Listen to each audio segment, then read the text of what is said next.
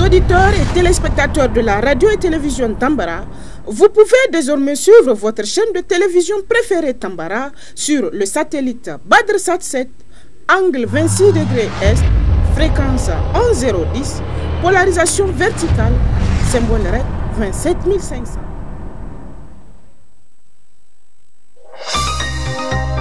Suivez le journal avec STM Transport Voyageurs, une nouvelle façon de voyager.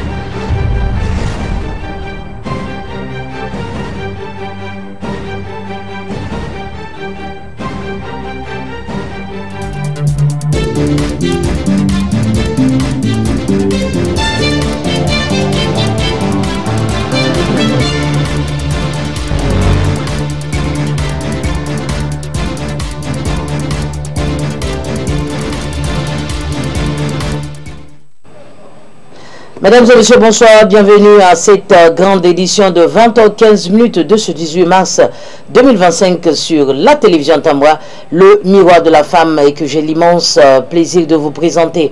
Réunis dans la salle habituelle de réunion, le Conseil des ministres s'est tenu ce mardi 18 mars 2025 sous la présidence de son Excellence le général de brigade Abdraman Tchani, le Premier ministre El Hadji Lamine Zen et son équipe. Les images de temps forts que je vous invite à suivre dans cette édition.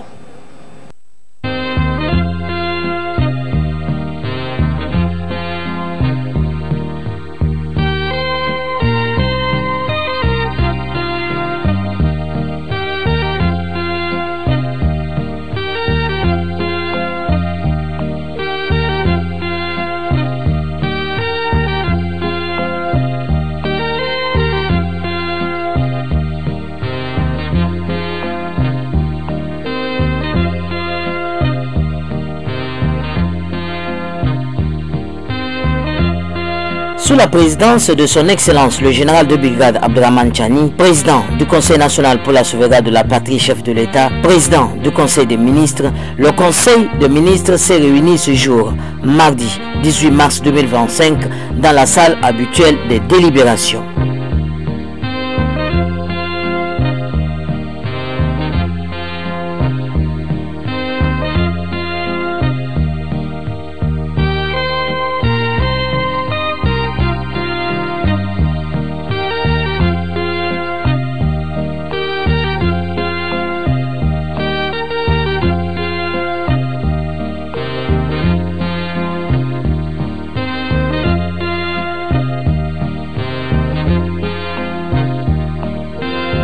Les conclusions dans nos prochaines éditions.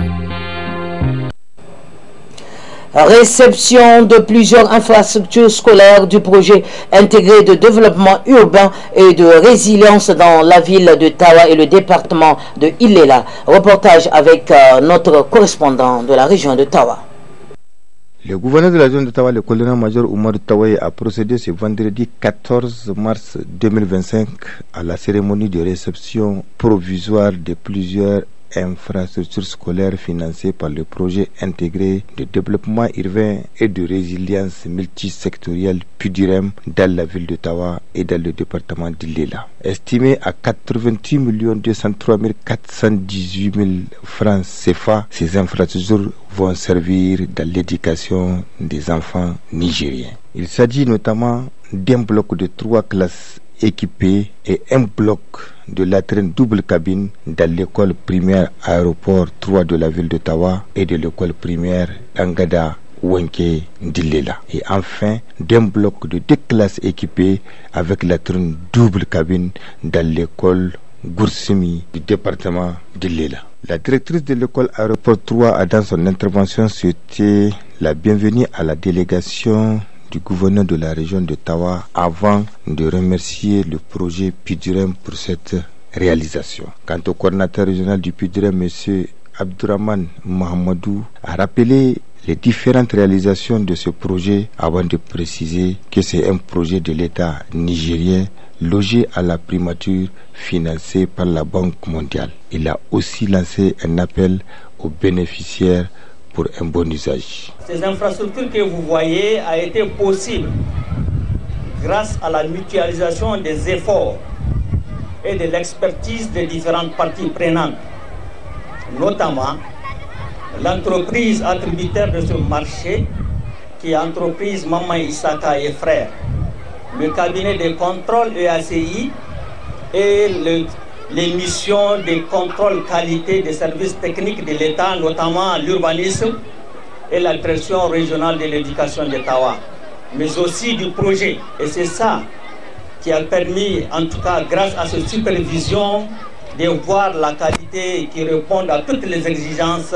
prescrites dans le dossier d'appel d'offres. Je remercie l'ensemble des acteurs qui ont accompagné cette réalisation et aussi toutes les facilités que nos autorités nous ont accordées tout au long de ce processus. Pour cela, j'en demande toujours à ce que les autorités nous accordent cet accompagnement pour non seulement nous faciliter la mise en œuvre des activités du projet, mais aussi assurer la qualité de toutes les réalisations structurantes que nous comptons faire dans le futur.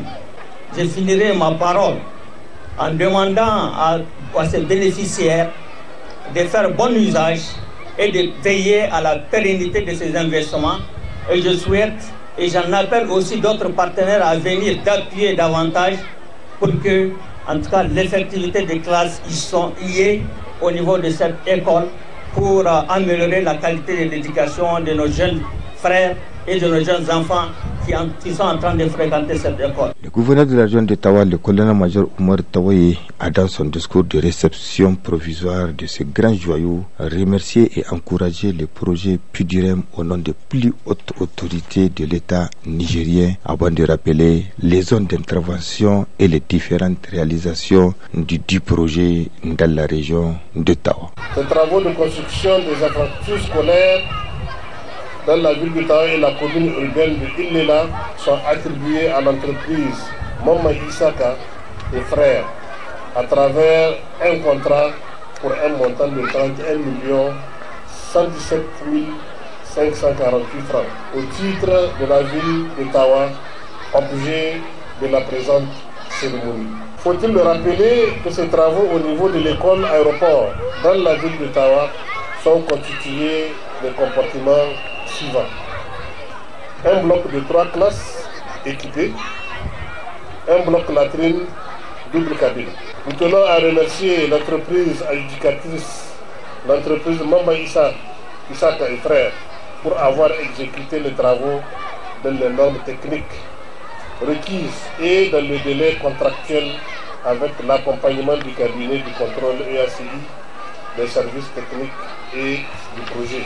J'invite donc l'ensemble des bénéficiaires, autorités communales, cadres de l'école, chefs de quartier et population à accorder une importance particulière à la maintenance et à la gestion de ces investissements réalisés. Au nom de la population de la région de Tawa et à mon nom propre, exprimer toute ma gratitude et ma profonde reconnaissance à l'endroit de l'ensemble des partenaires techniques et financiers, et particulièrement la Banque mondiale, à travers le projet intégré de développement urbain et de résilience multisectorielle PUDIREM, pour leur accompagnement à notre pays en général et la région de Tawa en particulier, dans son noble combat visant à l'amélioration des conditions de vie des populations qui constituent l'une des priorités majeures des plus hautes autorités de notre pays.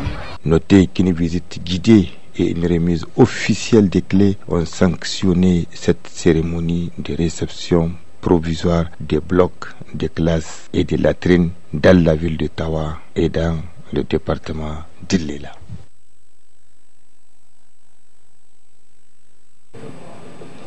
Suite de cette édition, la télévision Tambra a effectué un tour dans les locaux des forgerons, plus précisément chez les fabricants des marmites locales, une activité exercée par beaucoup de jeunes afin de se libérer du chômage et parvenir à subvenir à leurs besoins. Le point avec Hadiza Abdulrazak.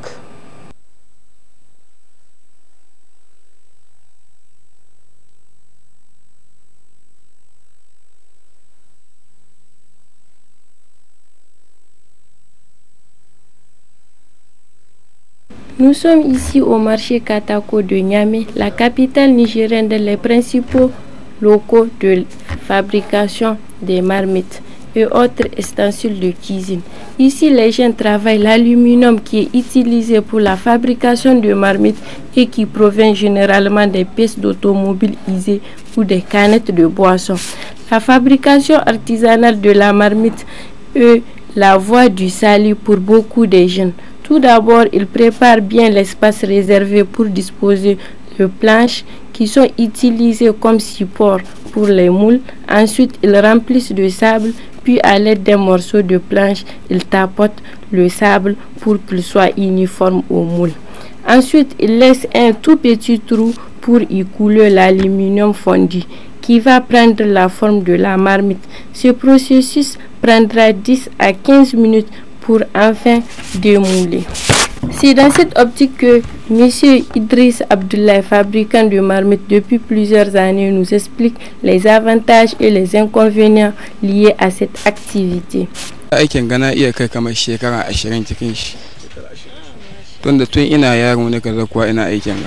J'ai à peu près 20 ans de l'exercice de ces métiers. Quand même, on arrive à trouver des clients chaque jour. Par exemple, nous pouvons fabriquer 20 marmites par jour. On ne peut pas manquer de difficultés, mais quand même ça va pour le moment. L'un des problèmes majeurs que nous rencontrons, c'est la cherté de l'aluminium. Comme vous constatez, auparavant, nous achetons ça à un prix abordable. Mais aujourd'hui, c'est très cher, surtout avec l'arrivée de certaines personnes étrangères, notamment les Indiens. La concurrence s'accroît. Maintenant, tout ce que nous souhaitons, c'est l'implication des autorités et toute personne capable de promouvoir ces métiers afin de faciliter l'achat de nos produits.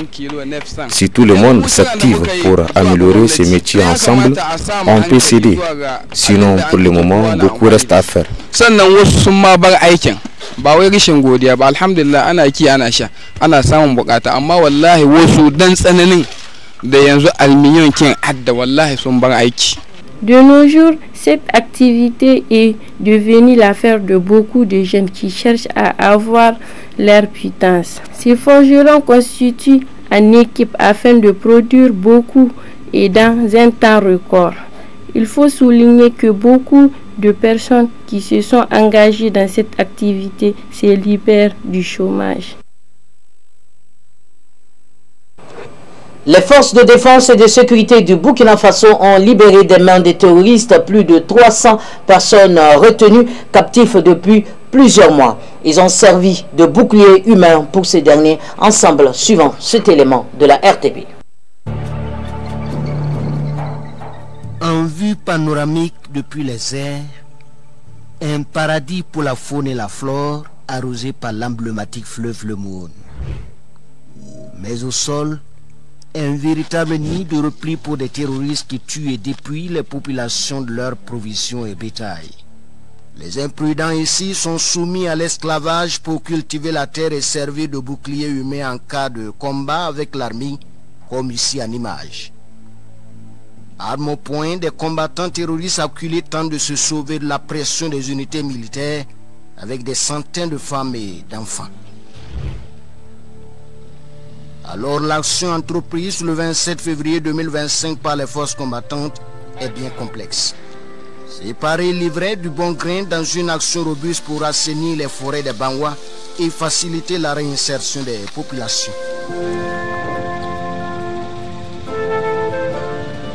Au soleil dans les airs, la traque est sans merci. De part et d'autre du fleuve, l'ennemi est vaincu sans grande résistance et c'est le butin qui en parle. Il y a aussi des dizaines de villages reconquis, des centaines de civils libérés. Le chef d'état-major général des armées félicite ces hommes et salue leur engagement. Ce n'est pas la première fois que nous procédons à ces opérations. Si vous vous souvenez, après la bataille de Guibo, le 26 novembre 2023, nous avons lancé une opération dans la commune de Baraboulé. Et nous avons libéré également là-bas un petit village du nom de Philippe-Vili, de la commune. Et là-bas aussi, les populations civiles avaient été prises en otage, comme bouclier, mais il y avait des malades. Nous avons libéré et sécurisé ces habitants que nous avons convoyés au niveau de Guibo pour une meilleure prise en charge. L'opération est donc un succès, mais non sans bruit des relais et communicants de l'ennemi tapis. Le général Moussa Diallo rassure. Au Burkina Faso, les combattants sont professionnels. Quand nous tous sommes engagés sur le terrain, nous avons des éléments de la prévôté, de la gendarmerie, qui suivent les combats et qui agissent dans le sens du droit humain. Pour dire que la population peut faire confiance à son armée, nous allons aller la main dans la main, nous sommes solidaires et nous allons atteindre les victoires pour la libération totale de ce pays. Une victoire collective d'étape pour cette zone qui donne déjà le sourire à ces ex-otages qui découvrent en majorité pour la première fois la capitale.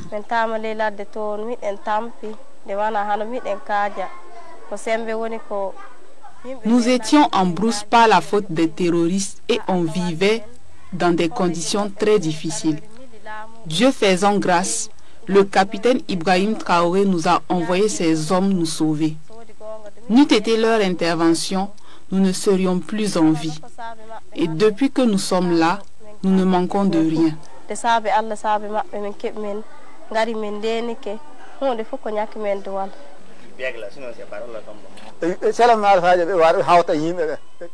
J'appelle tous les terroristes à déposer les armes et à s'associer à la population pour construire la nation. Qu'ils pardonnent aux autres, car la violence n'apporte rien de bon.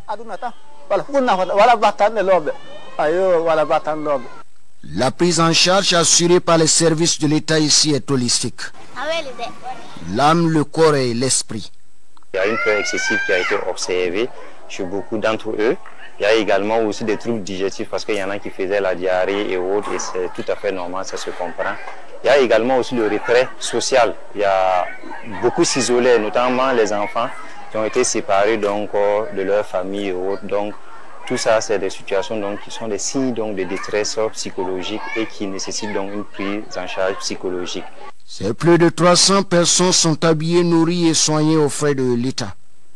Ce centre de santé a accueilli près d'une dizaine d'entre elles souffrant de pathologies diverses, dues pour la plupart aux conditions de vie exécrables.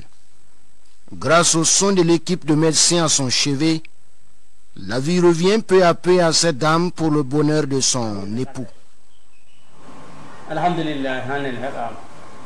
Le vieil homme se réjouit également d'être sorti des griffes des terroristes qui l'avaient contraint à vivre hors de la République.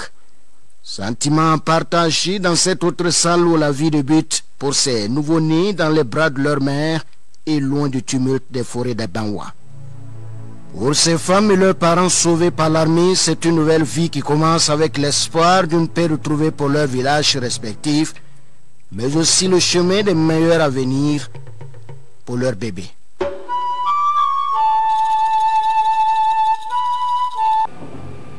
Malgré l'accord de cessez-le-feu du 19 janvier 2025, l'armée israélienne continue de bombarder la bande de Gaza. Selon le ministère de la Santé de Hamas, au moins 330 morts enregistrés au cours de ce frappe meurtrière. Plus de précisions avec cet élément du monde.fr. L'armée israélienne a mené des frappes meurtrières sur la bande de Gaza. Au moins 330 personnes sont mortes, selon le ministère de la Santé du Hamas. Ces frappes sont sans précédent depuis l'entrée en vigueur du cessez-le-feu le 19 janvier. Des images prises dans les hôpitaux montrent de nombreux cadavres. Israël affirme que ces frappes font suite au refus répété du Hamas de libérer des otages. We will show no mercy on our enemies. Let me be very clear. Israel will not stop until all of our hostages are back home. We are committed to bring them back. Le Hamas a accusé Israël de torpiller la trêve. La porte-parole de la Maison-Blanche a affirmé qu'Israël avait consulté la présidence américaine avant de lancer ses frappes. The Trump administration and the White House were consulted by the Israelis on their attacks in Gaza tonight. And as President Trump has made it clear, Hamas, the Houthis, Iran, all those who seek to terrorize not just Israel but also the United States of America will see a price to pay. All hell will break loose.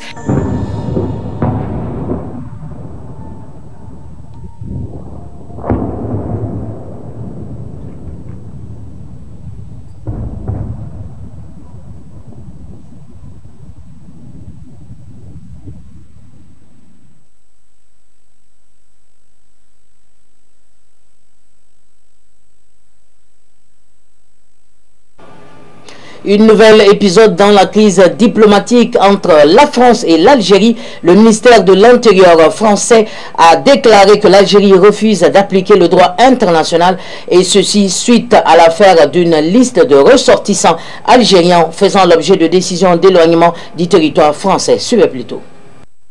Nouvel épisode dans la crise diplomatique entre la France et l'Algérie. Ce lundi, Alger annonce dans un communiqué refuser une liste de noms d'une 60aine d'Algériens expulsés que la France lui a soumise il y a quelques jours. Les autorités algériennes ont décidé de ne pas donner suite à la liste soumise par les autorités françaises. Celles-ci ont été invitées à suivre le canal d'usage, en l'occurrence celui établi entre les préfectures et les consulats. La riposte de Paris n'a pas traîné. Dans une publication sur le réseau social X, le ministre de l'Intérieur Bruno Retailleau a promis une réponse graduée. Je regrette que l'Algérie refuse d'appliquer le droit international. Comme l'a décidé le comité interministériel sous la présidence du Premier ministre, une riposte graduée sera engagée. Dès sa nomination au ministère de l'Intérieur, Bruno Retailleau s'est voulu partisan d'une politique dure vis-à-vis d'Alger, parfois à coup de déclarations choc. Comme samedi, lorsque dans un entretien au journal Le Parisien, il menace de démissionner si Paris cède sur le dossier algérien. Fin février, c'est le Premier ministre François Bayrou qui menace de dénoncer l'accord de 1968 dans un délai de 6 semaines si l'Algérie ne reprenait pas ses ressortissants en situation irrégulière. Depuis plusieurs mois, les relations entre la France et l'Algérie ne cessent de se dégrader.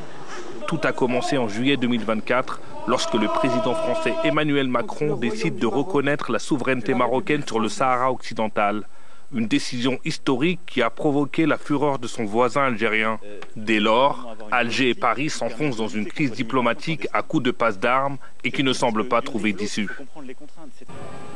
Avant un élément de cette édition, le Rwanda a annoncé la rupture de ses liens diplomatiques avec la Belgique. Ce dernier estime que la Belgique a pris parti dans un conflit régional à travers des manipulations et des mensonges. France 24 pour le reportage. C'est par le biais d'un communiqué que le Rwanda a annoncé la rupture de ses liens diplomatiques avec la Belgique. Aujourd'hui, la Belgique a clairement pris parti dans un conflit régional et continue à se mobiliser systématiquement contre le Rwanda dans différents forums, utilisant mensonges et manipulations pour créer une opinion hostile injustifiée à l'égard du Rwanda, dans le but de déstabiliser le pays et la région. Ce conflit régional, c'est celui qui oppose depuis des années en RDC les forces gouvernementales aux rebelles du M23 soutenus par le Rwanda. Conséquence de cette rupture des relations diplomatiques, tous les diplomates belges présents sur le sol rwandais ont 48 heures pour quitter le pays. Une décision que la Belgique regrette, elle a pris des mesures réciproques. Les diplomates rwandais sont désormais persona non grata sur le territoire belge. Cette décision est disproportionnée et illustre que lorsque nous sommes en désaccord avec le Rwanda, ils préfèrent ne pas dialoguer. Ancienne puissance coloniale, la Belgique a administré le Rwanda de 1920 à 1962, date de l'indépendance du pays. Entre Kigali et Bruxelles, le torchon brûlait déjà depuis plusieurs mois. Tensions qui ont franchi un nouveau cap ce lundi lorsque l'UE, sous la pression du gouvernement belge, a adopté des sanctions contre 9 Rwandais, parmi eux 3 hauts gradés, accusés de violer la souveraineté de leurs voisins congolais. Et enfin, l'Inde se positionne désormais dans la cour des nations les plus armées de l'Asie. Suite à cette circonstance, plus de 900 exposants de 90 pays se sont rencontrés en Inde pour l'édition Aero India 2025. Reportage toujours avec France 24.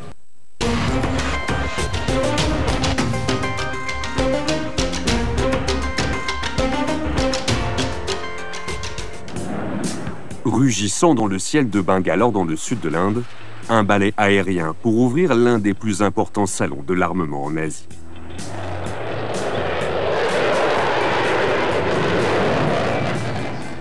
Des avions de combat indiens, français, américains ou encore russes qui font le bonheur des visiteurs. Je suis venu voir deux avions dernière génération, le Su-57 et le F-35. Le Rafale et le Su-30 bien entendu, ce sont les meilleurs, mais vous le savez déjà. Pour cette nouvelle édition de Aero India, plus de 900 exposants originaires de 90 pays se sont donné rendez-vous. L'occasion rêvée pour l'Inde, second importateur d'armement au monde, de montrer ce dont elle est capable en termes de production. Le gouvernement nationaliste au pouvoir veut désormais exporter et vendre ses propres armes. Parmi ses récents succès, la vente pour 375 millions d'euros aux Philippines du BrahMos, des missiles supersoniques développés avec la Russie. Ou encore le Pinaka, un camion lance-roquettes produit par l'Organisation de recherche et de développement pour la défense, une agence gouvernementale indienne. Les deux parties les plus importantes sont le système de lancement et le système de roquettes. C'est un lance-roquettes multiple, c'est-à-dire qu'il peut tirer une salve de 6 roquettes en 45 secondes. Comparé à d'autres, nos designs sont plus flexibles, davantage personnalisables, et nos coûts de production sont bien plus bas que ce qui est offert sur le marché actuellement. Plusieurs pays nous ont fait part de leur intérêt pour le Pinaka, comme l'Arménie ou encore la France. Dépendante de la Russie pendant des décennies pour son armement, l'Inde a diversifié ses sources d'approvisionnement ces 10 dernières années, en se tournant vers la France, Israël et les États-Unis pour moderniser son armée. Dans le même temps, le pays a mis l'accent sur le Make in India. Le but, réduire les importations et viser l'autosuffisance. En 2023, le gouvernement a annoncé consacrer 75% de ses dépenses en armement à la production nationale. De quoi favoriser les entreprises indiennes comme celle-ci. Ce système anti-drone est un grand succès pour l'armée indienne, déployé un peu partout et exporté à des pays amis. On peut mentionner l'Asie centrale ou l'Europe de l'Est actuellement. Cette politique d'indigénisation a permis à l'Inde de vendre pour plus de 2,6 milliards d'euros en armement entre 2023 et 2024. Une révolution. Il y a encore 10 ans, exporter des armes vers l'étranger n'était pas autorisé. En levant cette interdiction, New Delhi cherche à peser dans le marché militaire mondial. Ces 5 dernières années, nous avons doublé, voire triplé nos exportations, grâce à la confiance du gouvernement indien qui nous permet de promouvoir nos produits à l'étranger. Nous avons désormais la marge de manœuvre nécessaire pour investir dans la recherche et le développement pour créer des produits d'envergure internationale. C'est un tournant pour toute cette industrie, car avant nous étions limités au marché indien uniquement.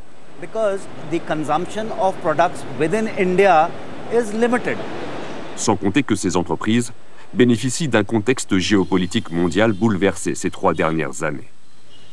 C'est le cas d'entrepreneurs comme Sagar Agarwal. Depuis 35 ans, cette entreprise familiale basée à Nagpur dans le centre du pays s'est spécialisée dans la fabrication de fusées, cette partie d'un projectile qui contrôle le moment où un missile doit exploser. Ça, c'est un calibre 155 mm. C'est la munition la plus utilisée à travers le monde, là où il y a des régions ravagées par des guerres. Le nombre de tirs réalisés avec cette arme a augmenté de façon exponentielle. Personne ne l'avait anticipé, donc les usines n'arrivent pas à approvisionner tout le monde. Actuellement, il y a une pénurie de 155 mm dans le monde entier. Pour répondre à cette demande, l'entreprise a doublé ses capacités de production. On reçoit des demandes du Brésil, des États-Unis, de l'Italie, de l'Espagne et de l'Allemagne. Et leurs besoins se comptent en centaines de milliers. Ces pays n'hésitent pas à passer des commandes de 2, 3, 4 ans et sont prêts à commander 20 000, voire 30 000 munitions chaque mois. En ouvrant son industrie de défense aux entreprises privées, Le gouvernement indien a également ouvert une brèche pour des centaines de start-up. Après avoir servi plus de 40 ans dans l'armée de l'air indienne, le général Shirish Deo s'est lancé dans la conception de roquettes il y a 7 ans. Ça, c'est notre produit phare. Plusieurs pays étrangers l'attendent avec impatience. Selon lui, le gouvernement a opéré une petite révolution en rapprochant l'armée et les petites entreprises comme la sienne. Le plus décisif a été la simplification de la procédure pour obtenir une licence industrielle. Le gouvernement a aussi drastiquement simplifié les démarches pour certifier des produits. Cela permet à de petites entreprises comme la nôtre d'aller au bout en étant accompagnées. Ils prennent le temps de nous faire des retours sur le design, par exemple. Cela nous permet de servir la nation, de contribuer à l'effort de défense du pays et de nous faire de l'argent également. On ne peut pas rêver mieux et c'est maintenant que ça se passe.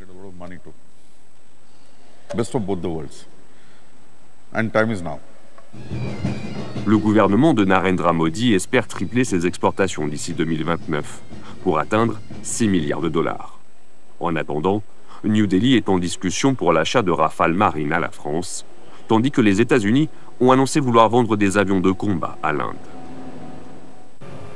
Messieurs, dames, c'est l'essentiel de l'actualité de ce 19 mars 2025 sur votre télé de proximité Tambra, le miroir de la femme. Que Dieu bénisse l'Alliance des États du Sahel. Au revoir.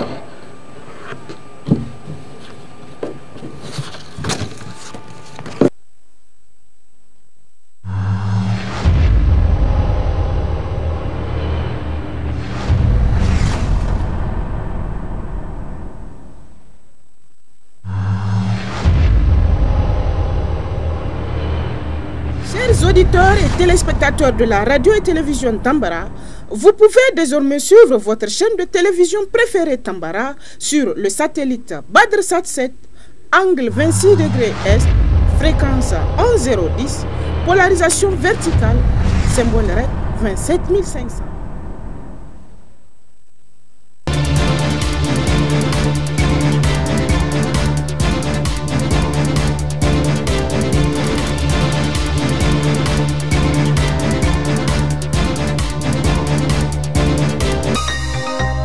Ce journal vous a été présenté par STM Transport Voyageurs. Une nouvelle façon de voyager.